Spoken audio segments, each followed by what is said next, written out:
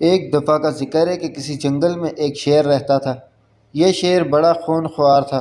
اس نے آس پاس کے 7 چھوٹے موٹے جانور ایک ایک کر کے کھا لیے۔ یوں سمجھ لو کہ جنگل تقریباً خالی ہو گیا۔ باقی جو جانور بچے وہ اپنی جان بچا کر بھاگ گئے۔ اب شیر جنگل میں اکیلا رہ گیا۔ پہل تو وہ بہت خوش ہوا کہ پورا جنگل اس کے گھومنے پھرنے کے لیے خالی پڑا تھا۔ وہ مزے لے دھاڑتا پھرتا، لیکن ابھی 2 ہی دن گزرے تھے کہ بھوک کے مارے اس کے پیٹ میں چوہے دوڑنے لگے۔ کھائے تو کیا کھائے، شیر جنگل میں تنہا رہ گیا تو گھبرانے لگا۔ ہر طرف سناٹا تھا، وہ کسی سے بات نہ کر سکتا تھا۔ سارا دن جنگل میں بے مقصد پھرتا رہتا۔ رات ہوتی تو افسردہ ہو جاتا اور سوچتا میں نے معصوم جانوروں پر ظلم کر کے اچھا نہیں کیا، اب مجھے تنہائی کے ساتھ زندگی کاٹنی پڑے گی۔ شیر نے اسی طرح تنہا جنگل میں کافی دن گزار دیے۔ کبھی کبھار بھولے بھٹکے کوئی جانور آ جاتا تو بھوک سے پریشان ہو کر اسے کھا لیتا، ورنہ اس نے سوچ لیا تھا کہ اب وہ ایسا نہیں کرے گا۔ پھر ایک دن اسے خیال آیا کہ یہ جنگل چھوڑ کر کہیں اور چلا جائے۔ یہ سوچ کر وہ ایک راستے پر چلنے لگا۔ کئی دن چلتے چلتے وہ ایک گاؤں پہنچا۔ وہاں مویشی اور انسانوں کو دیکھ کر وہ بہت خوش ہوا اور سوچنے لگا کہ اب یہاں سے نہیں جاؤں گا اور سب سے دوستی کروں گا۔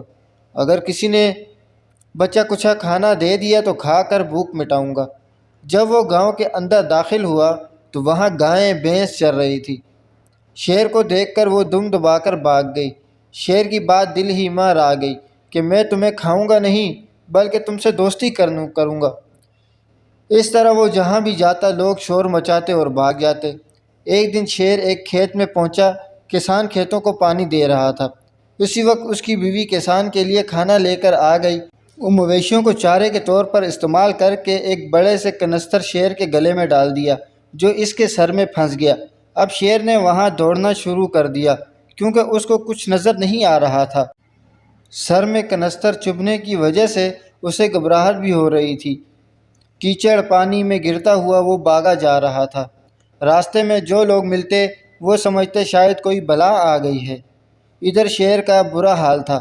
آخر وہ درختوں کے ایک جھنڈ کے پاس پہنچا۔ اسے اندازہ ہوا کہ یہاں کچھ مضبوط درخت ہیں۔